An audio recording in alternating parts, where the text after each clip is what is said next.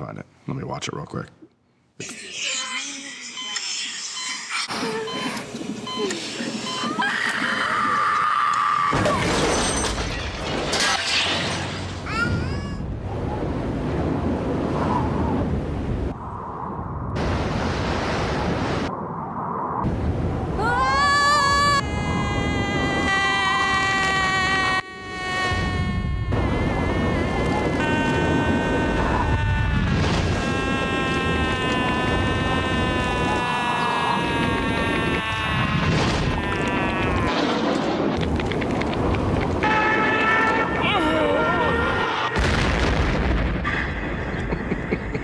It's really good. Oh, I love it. The ad was polarizing, and it did end up getting banned. Stations would not run the ad because it was, so shocking for people. There was tension for the company to be doing this gaming thing because it was really different than really the image that the company was trying to cultivate. Some of the stuff like that, commercial, I don't think senior leadership saw until it was done. We don't talk about Microsoft Xbox. We just talk about Xbox. Because Microsoft was good on the funding side, but bad on the branding side. And if they wanted to go market it like they market Windows and they market Office, it was a deal breaker. It was not going to be successful. The games industry did not speak the same language as Microsoft. But if we were going to do this really hard thing and not lose billions and billions of dollars forever, we had to get it right. People had to have the belief that they were working with the Xbox team. And if that meant there was something slightly unconventional that had to be done, the Microsoft bureaucracy wasn't going to get in the way. There's a new contender in the video game wars. Xbox is going to be the future. Truly the future of video games. Xbox. Taking over the living room. Limitless, connected digital entertainment. You guys never understood. The company is going to face fierce competition. Sniper! It's a ticking time bomb. Makes me very nervous to actually play this for you. Xbox getting a major overhaul. A bold vision for the future of gaming. Xbox!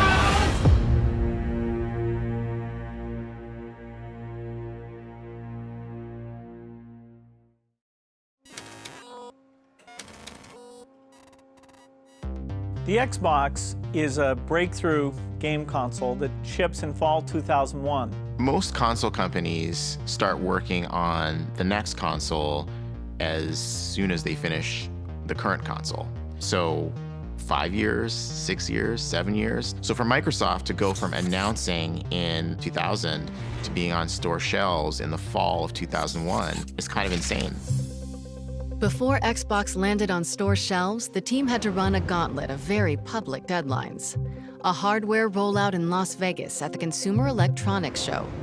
A first glimpse of Xbox games at Microsoft's GameStock event in Seattle. And finally, an event that brought the entire global gaming industry together to see what was new and judge it mercilessly. E3 is the biggest moment of the year for games.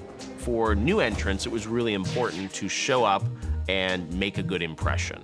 That E3 was critical for the Xbox, but a lot of what you're showing is beta software and beta hardware. Hardware that's not proven yet, or probably not even finished. A lot of things at E3 can go wrong. Adding pressure, the lead executive on Xbox development, Rick Thompson, had just left Microsoft, which meant Microsoft's mission to quickly deliver an industry-changing game console needed a new leader.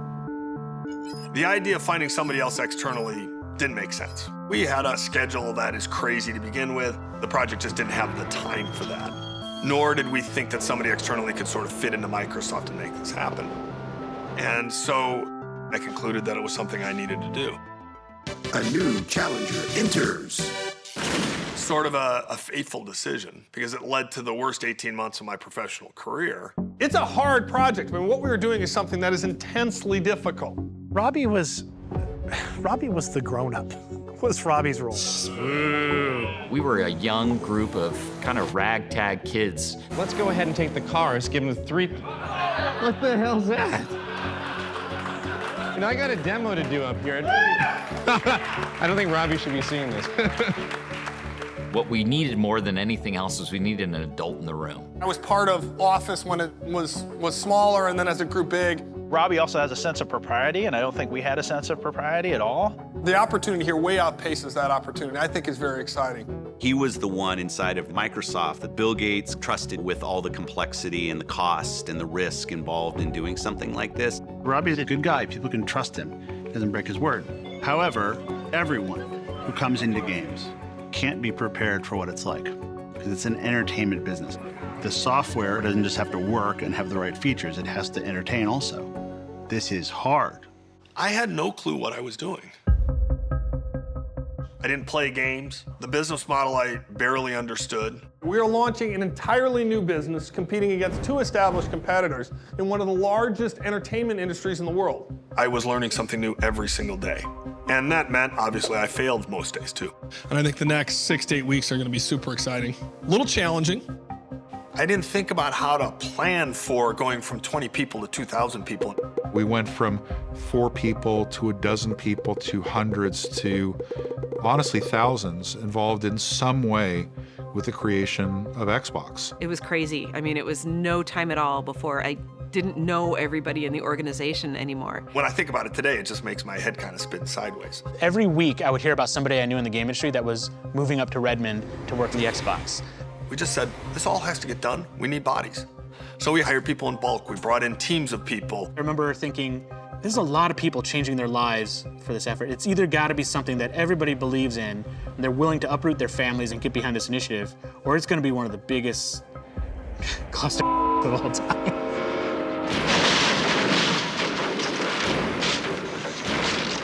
It became clear that we needed our own place because we were just going to bust at the seams. So Microsoft has this beautiful campus and all these beautiful buildings and everyone works together. We were not part of that. We went to this campus called Millennium, which was still in Redmond, but pretty far away from Microsoft. Part of that was we needed space, but part of it is like, we need a few miles away from main campus to get some breathing room to do something different. We were deliberately a renegade team. They were rebels inside of the Microsoft empire. We were kids in our early 20s who loved video games and could not believe that Microsoft had given us jobs to go create them, and we were all kind of growing up together. The thing about games is it's Hollywood for nerds. You have your star directors, you have your Ferrari driving rendering engineers. Congratulations. And after a full day of working on making games, we would get together and play games. And there was a little bit of a weird culture of not leaving, which I think was maybe not the healthiest.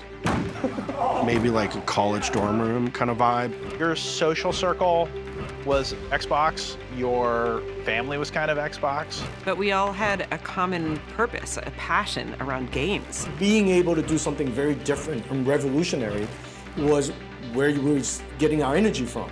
Because we were still young, we had moments where we were like, wait a minute, like, am I the best person to be doing this?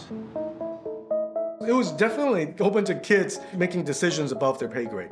You had a bunch of passionate people who weren't necessarily 100% the most qualified people to be doing the jobs, running as fast as they can to make this thing happen. We were young and we were naive. You know, I always call it the best funded startup ever. Me, in my 20s, you know, I had millions of dollars of budget, and there wasn't really any oversight. It was a little bit of the Wild West. You know, I had to negotiate all the components that went in, hard drives, power supplies, the circuit board. Here I am, this kid, negotiating these deals that are hundreds of millions of dollars. There were definitely some terrible decisions being made. But on the other hand, that level of freedom, you know, made Xbox happen. What resulted was sort of a weird combination of craziness and genius. My recollection of that time was being so fascinated by watching this big company around us try to wrap its brain around what it meant to be an entertainment brand. We didn't have a lot of interdependencies with the rest of the company. It was Robbie, right, that had to go over to main campus and deal with Microsoft people. One day, some executives came to visit the studio, and one of those people who came was Bill Gates. I showed him my cinematic tools and how I wrote scripts and how I laid down cameras in the engine. Bill spent time with Marty O'Donnell, our audio director. Chief, whatever you're gonna do, make it quick. Raining aliens! Oh, Jesus, why you do this to me? The hopes of all the Covenant rest on your shoulders, Chieftain.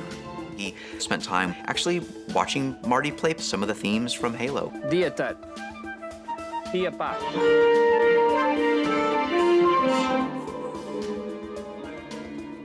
He went to go see our art department where one of our 3D artists was sculpting a character in clay, making a maquette. And at the end of the Bill visit, we got in the conference room, the leads of the studio, and there was a pause. And you can see the magnificent machine that is his brain calculating down the Microsoft org chart from him at the top all the way down to the crazy artists in this studio in a gravel pit, literally. And Bill leaned forward and he said, "So there are artists who work here?" It really was a cultural change for the company. Xbox was already forcing people within Microsoft to think differently. But what really mattered was changing public perception. Behind the scenes, software engineers were hard at work building Xbox's capabilities. Now, the hardware team had a chance to win over the doubters on a big stage at the Consumer Electronics Show in Las Vegas. CES was a trade show where companies from around the world would come to unveil the latest in technologies. A lot of buying decisions and retailers got made at that show for the holiday season, and so we had a lot of proving to do. The press was skeptical, gamers were skeptical. You don't know how to do this stuff. You've never done this before. Good luck. The gaming industry is not a believer. While Microsoft works on the insides of the new Xbox, it focuses an equal amount of attention on the outside. I was the creative director of Xbox. Horace Luke is the man. Horace Luke is the man. What Horace had to do was take the thing that we had produced in hardware and then figure out some wrapping around it. First time we ever showed him, like, hey, you're gonna need to put this board that we're about to manufacture for, millions of consoles into something that looks good. He's like, what the f? My office was where everybody brought their ideas, from the technology team to the design team to the management team.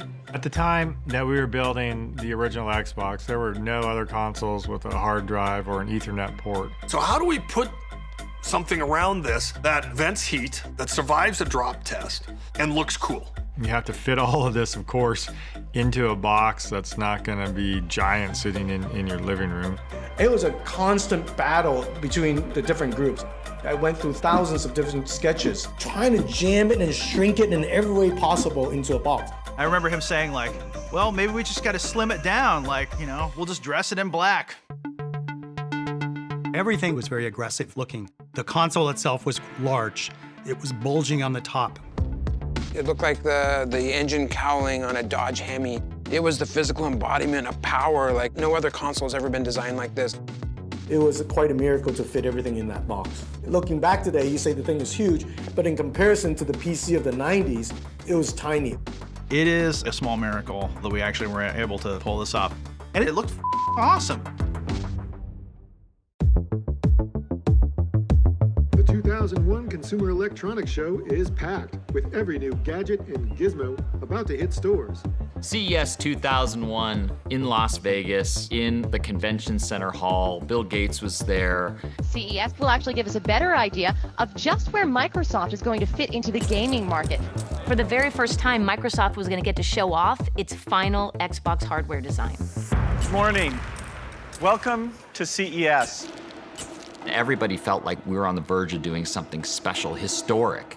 For the first time, let me now unveil Xbox. But when you show up as the third entrant into this space with well-established competitors, you have to break out. You have to be bold. How do you unveil a product in a way that might surprise the world and get the world to see Microsoft doing something differently? If you smell what The Rock is cooking. The Rock says we decided to bring The Rock to CES. There was honestly some disbelief, like, Bill Gates, The Rock, like, what's going on here? Thank you, Bill. It was really like muscle-bound Hollywood meets, gamer geek of the tech world. Just might appear that The Rock and Bill Gates don't have a heck of a lot in common. Well, The Rock's here to say that can't be farther from the truth. The Xbox is everything The Rock is. Cutting edge, powerful, exhilarating. And they were funny together. Like, it actually worked. And they looked like they were best friends. I mean, The Rock doesn't impress easily, Bill, you know that, but I'm pretty damn impressed with what we're seeing here today. And considering that this Xbox at this moment is only running on 1/5 of the system's power, it's very impressive. Bill, do you have any idea what The Rock would be like if he were only running on 1/5 of his power?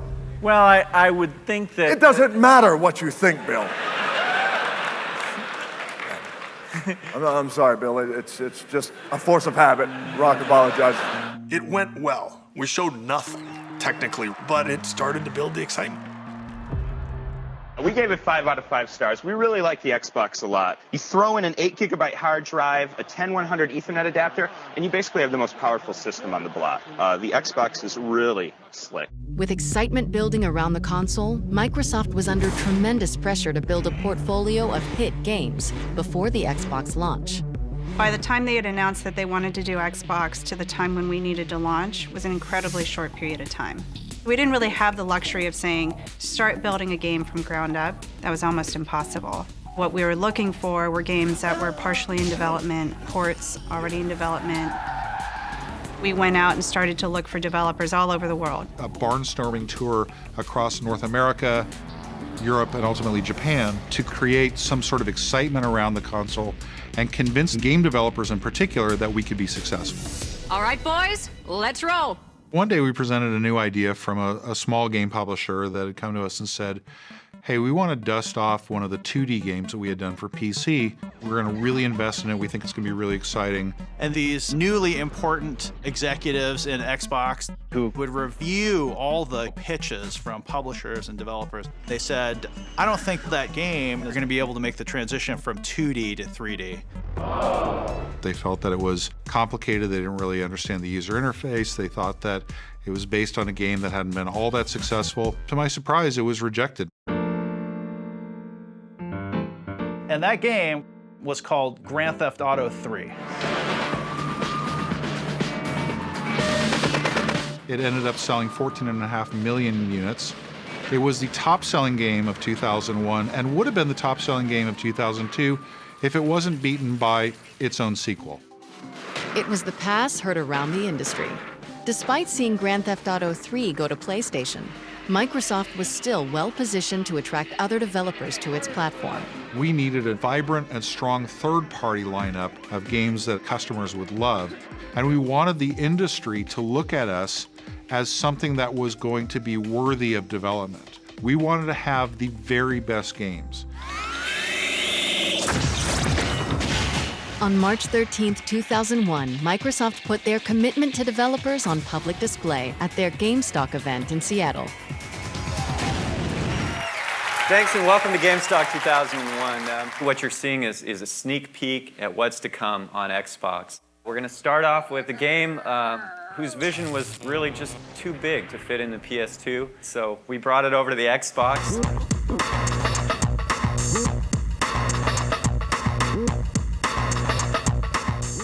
Our characters certainly aren't the muscle-bound superheroes, that we want to be. They're more like the poor, sad schmucks that most of us really are. Getting Oddworld, that was important. It was an established PlayStation franchise, beloved by the console game community. That's the last damn Gambit there is! We had a chance to work with an amazing creator in Lorne Lanning. He did all the voice acting for his own game. So Munch had these things we called fuzzles, and they were like, me, me, me, me, me, me. And Munch was like, you got to come over and do this for me. So and then Abe's like, come on, guys, let's go. And they were really vulnerable characters living in extremely dangerous worlds that you're trying to keep them alive, but when they get whacked, it's hilarious. Next, we're really happy to announce our new relationship with one of the premier racing developer teams in the world, Bizarre Creations. Project Gotham is a new product for Xbox. Now check out the reflections on this car. The whole environment is completely mapped to the entire surface of this vehicle. Project Gotham Racing was based on your style of driving as much as how fast you cross the finish line. For us, it was an opportunity to make this amazing, really accessible, fun, arcade racing game. It's a really important part of our launch, and that was just the beginning. Hardcore freestyle snowboarding. This is only one mountain of 7 international mountains we'll be bringing to you in AMP. That double-ended axe is pretty wicked looking, and we can tell this is a hand-to-hand fighting game. Playing a football game, you want to kick your buddy's butt so hard he's going to wear it for a helmet. And that's it for our show today. I hope you got to see everything that you wanted. Did you see everything? Oh, I feel like I am forgetting something. What was it? Oh, Halo. Hey, how could I forget Halo? Hey, everybody. So I'm Jason. I'm one of the co-founders of Bungie and the lead on Halo. Bungie was a Mac-first developer. That's where they started. That's where they'd had their success with Marathon and Myth 2. But Bungie was also dealing with the aftermath of a catastrophe. Myth 2, one of their hottest titles, had an installer bug that could erase a user's entire hard drive. In order to fix the bug and keep the company above water and working on new games, they needed a serious cash infusion. Apparently they had this thing called Halo. I hadn't seen it yet. Some of my guys had. They had multiple games into development, but all I wanted was this new thing that they were working on. So we did a deal and bought out the company, and they started to work on Halo. That's really when true development began on what the game would be. When we were purchased, Halo was not a game. There was no real story. There was no real sense of what the gameplay tempo would be like.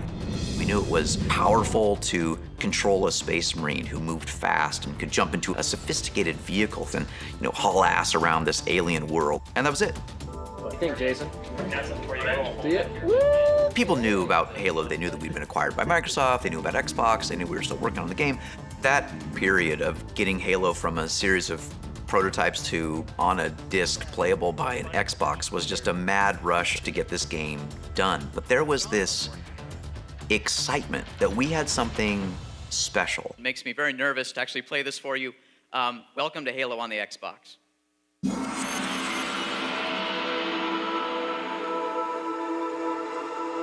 We started off that demo showing you flying to the land in a Covenant ship, running around the environment, getting in a vehicle, doing all those, building block Halo things. But we had our test environment, what we called a B30, the island map in the middle of the water with Halo in the background.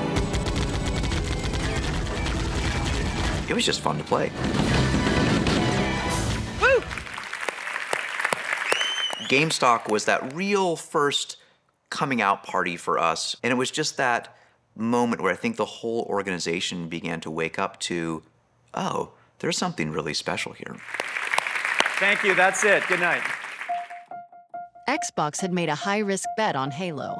At the time, first-person shooters were considered PC games. The only right way to play was with a keyboard and mouse. At the time, people thought, well, how are you going to translate, mouse and keyboard game into a console game? Dual-stick first-person shooters had almost never been done on a console. I remember right before the demo, Ed was very clear. He's like, hey, when you're playing, make sure that people see the controller. What we need to demonstrate is you can play a shooter with thumbsticks, maneuvering around the environment. You can go back and you can look. Adamant blog posts that shooter games, like Doom, would never work with a game controller. Can people actually play a first-person shooter on a controller like this? Is the audience going to accept it?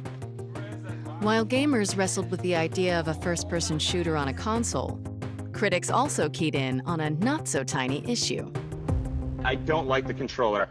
Unfortunately, it's big. I think it's too big. The Duke, they call it. The Duke wasn't a small controller. It didn't feel cheap. I felt like you could kill somebody with it. You had to have gorilla hands to work with this thing. It was the industry's biggest game controller. The Duke controller was like a newborn baby. I mean, the thing is like 9 pounds, 3 ounces. You had to kind of hug it. As an adult with big hands, you can hold it farther back and it's really comfortable and cool. It was done bass-ackward, as most things were on the original Xbox. To get to that design, we kind of used the human factors ergonomic approach. For those of us with smaller hands, we all thought, oh my God, did all these guys just sit in a room and go, oh yeah, this is gonna be great. It was like, oh, yeah, this is totally not gonna work for us. And it was like, okay, this is a problem. Perhaps we didn't take into account a full range of hand sizes. There's no way we could ship Duke in Japan. People couldn't use it there. There was almost a plea, Carlson, you've got to find a way to make this smaller, please. We knew it wasn't the right thing, but we didn't have enough time. E3 was coming up, and so we had to go with what we had. On May 17, 2001, global gaming's biggest event, E3, kicked off in Los Angeles. The E3 is clearly the Super Bowl, the Olympics, the World Cup all rolled into one for the video game industry. For Team Xbox, it was the most important public test for their new console before a looming November launch date. We're trying to make an impression at E3, and we don't know what hardware we're going to be able to show. And are we going to try to show a lot or a little? Should we show games at all? We were heads down, focused on having all of our games prepped for E3, and it nearly killed us. It's Broadway, it's opening night.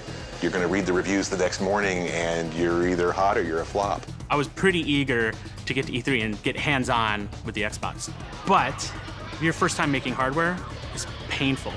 And what you demo and what ends up on the store shelves are often very different things. And so I was really skeptical that this Xbox is going to be ready. It's a pleasure for me to be the first to welcome you to Los Angeles for what I'm sure is going to be quite an exciting week. So it's 8 a.m. in the morning. The hardware team is like literally using duct tape to get the box done. Sony had their event the night before and a party afterwards. This was going to be our coming out party, and we now have a hungover media group at 8 o'clock in the morning coming to see Xbox. That is not where you want to be. We've made Xbox a reality. And you can see here, if I slide this down, Xbox itself. Now live and ready to go. I walk out on stage and I do my first line. And in fact, if I press this little button here on the front, and then I, hit the magic button that's supposed to start the Xbox. You'll see Xbox will actually start up. We can bring that video up. We can bring that video up. And nothing happens. Nothing happened. Well, if we could bring the video up, Xbox would be live and starting and running. I didn't know what to do, so I just went on. So it's with great confidence that on November the 8th, in the North American market, you'll be able to go into retail stores. In less than a year's time, you're going to release this thing into the wild, and people are going to be able to play it, and you're going to love it. And it doesn't turn on. It was a devastating moment. As the hardware planner, my heart just sank. And you'll be able to get a box just like this with Xbox in it. It was a disaster. A legendary sort of press conference snafu. We had to convince the press very quickly that we had a box that worked, and we needed to get their hands on these games as quickly as we possibly could so we could wash away that moment that we had on stage. We're very excited about that. But the disasters kept rolling. The Xbox wasn't done yet. The graphics hardware that they were running on was running about half the speed of what we expected the final product to be at. Basically, I'm making excuses for it was slow. Microsoft had never had a meaningful presence at E3 before. The booth was packed. We decide to show Halo because we feel like we have to show what's going to be our key title. In terms of the games we were working on, Halo had the biggest role.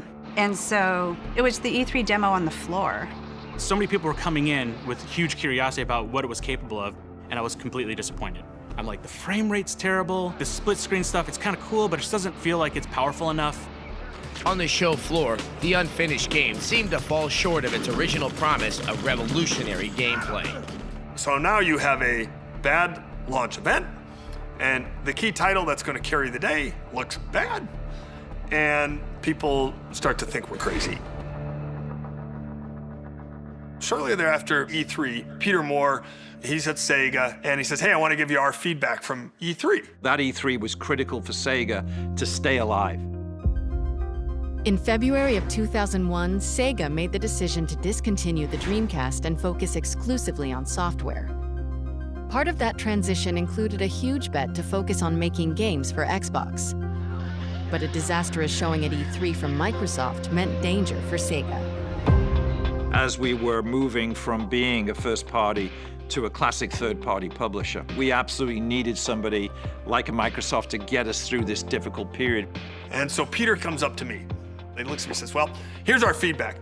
Retailers aren't going to stock you, developers aren't going to develop for you, and consumers think the product's not very good and it's too expensive.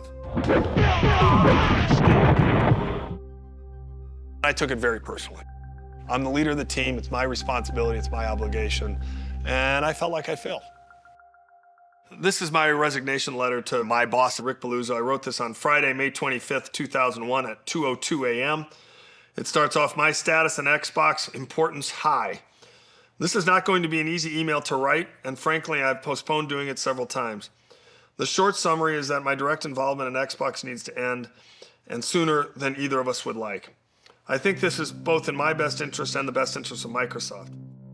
But Bill Gates and Microsoft CEO Steve Ballmer did not accept Robbie's resignation.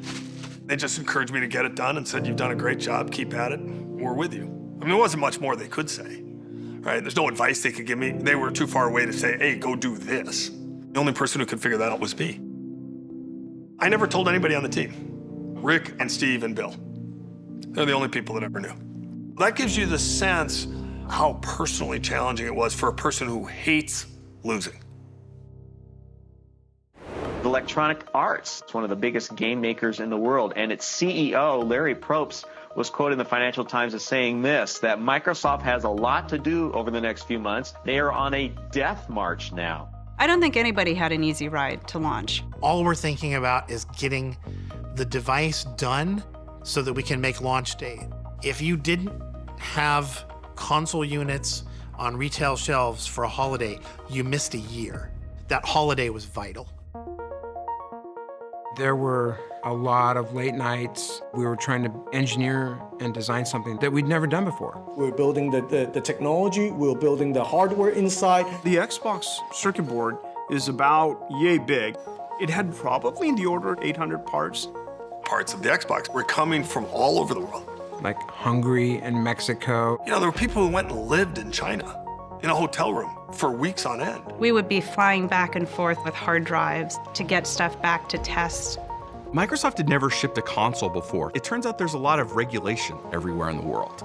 You had to be certified by the right agency and approved. Their approval took longer than we expected. Parts wound up getting delayed from suppliers. It was every day, come into the office, see a fire, try to put the fire out. We were tracking the hardware, tracking the components, tracking our launch dates at such an accelerated pace. It was chaotic. Chaos. Total chaos. People themselves were doing Herculean things. We would sleep at the office. This was all happening in real time. It had just never been done before.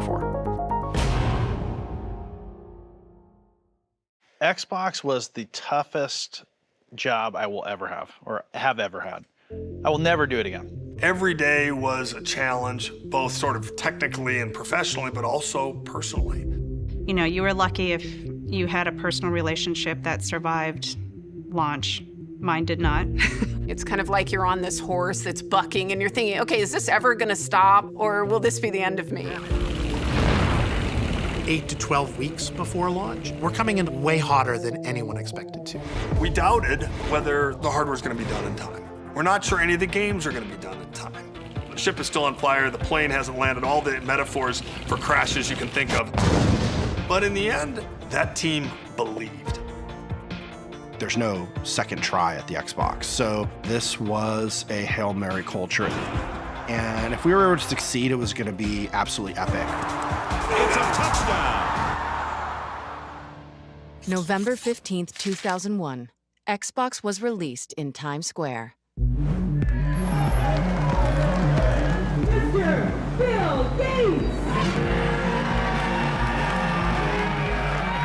We painted Times Square green. Everywhere you looked, you saw the Xbox green logo. Xbox was up on all these big billboards. One of those moments in your life you're never going to forget. Here we are, a huge line of gamers down the street waiting to buy this Xbox. 20 years old, first time going to the city alone. I get on a bus and I show up in Times Square. I go straight to the new Toys R Us and I'm looking for the line. I'm prepared to stay there all day. We worked with the city to open up the WWF restaurant across the street from Toys R Us Times Square. And that's where all the gamers came first. They have Xbox consoles set up everywhere. They pretty much just allowed all the gamers to hang out and play and test out all these games. Bill wanted to be on site. He wanted to help hand over the first console. Bill Gates is down at a gaming system, shook my hand and said, "You ready to play?" And then we were playing Fusion Frenzy. And Bill Gates made a comment that he had actually taken 2 weeks off of work just to practice this game. He wanted to beat the gamers. Does anyone know what the shoot button is? Hey, I think. Hey? That's Jack. He couldn't beat me. I absolutely took pleasure in beating Bill Gates, yes.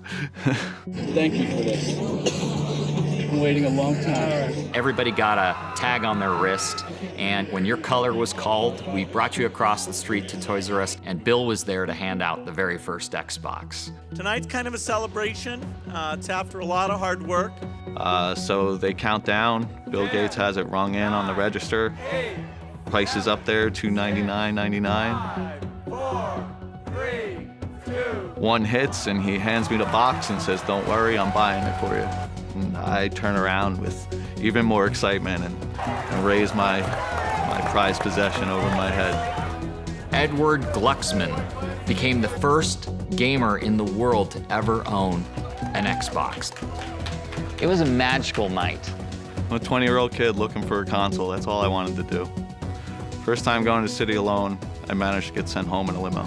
It's a celebrity. Every night. That's right. They actually did it. You know, Microsoft actually built and delivered this thing. The feeling was like, crying level of exhaustion and intense pride for the thing that we had made. There's never been a prouder moment in somebody's early career. I still have goosebumps today thinking about it. I tell people that faith is a force multiplier. That team believed. And because that team believed, Xbox got done. If that team doesn't believe and they're just there doing their jobs, we never finish. That small group of big personalities managed not only to convince Bill Gates and the board that we wanted to get into this nascent industry, but they also managed to get an entire organization of game people created and pointed in the right direction. Get on the subway, the whole station is covered in Xbox logos. I had to sit down and started to cry, and even Kevin got emotional. It was an impossible task that we should not have been able to do. I was tremendously proud of it. But at the same time, that was the end of that special moment in time that we were all able to be part of. It was the end of an era. With the Xbox out of their hands and into living rooms around the world, Kevin Backus and Seamus Blackley left Microsoft for new adventures in the game industry. Microsoft Xbox went on sale at midnight, but when it comes to video games, it's not the system that counts, it's the games. Nobody actually really cares about the hardware.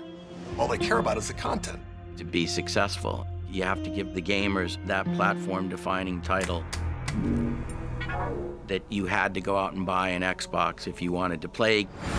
Halo was like this gem, like this was going to be the diamond we offered up at Xbox launch. But remember, Halo showed up at E3, 6 months before the game was supposed to launch with pretty serious frame rate issues. Why is it running like internet video from the early 90s? We got hammered for how it showed up on the floor. This is our lead title. Are we going to actually launch something that is this terrible game? I think there was a bunch of panic.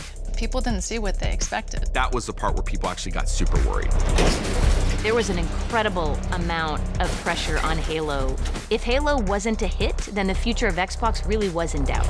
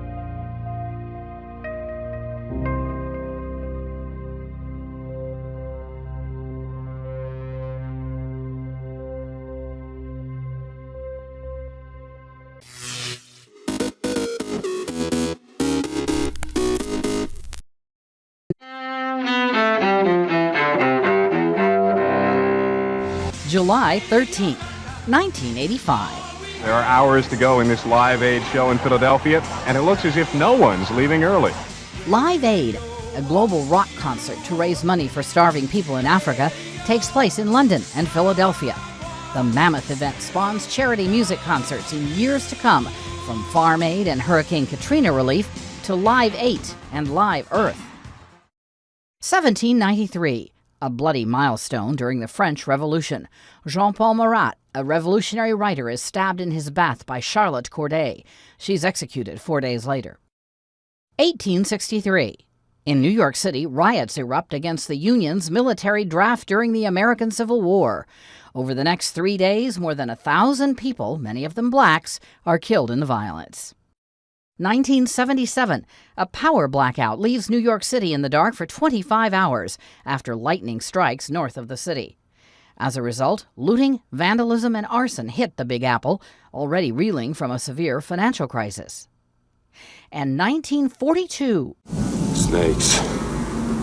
Why did it have to be snakes? Actor Harrison Ford, best known on the silver screen as Han Solo and Indiana Jones, is born in Chicago. Today in History, July 13th. Camille Bohannon, The Associated Press.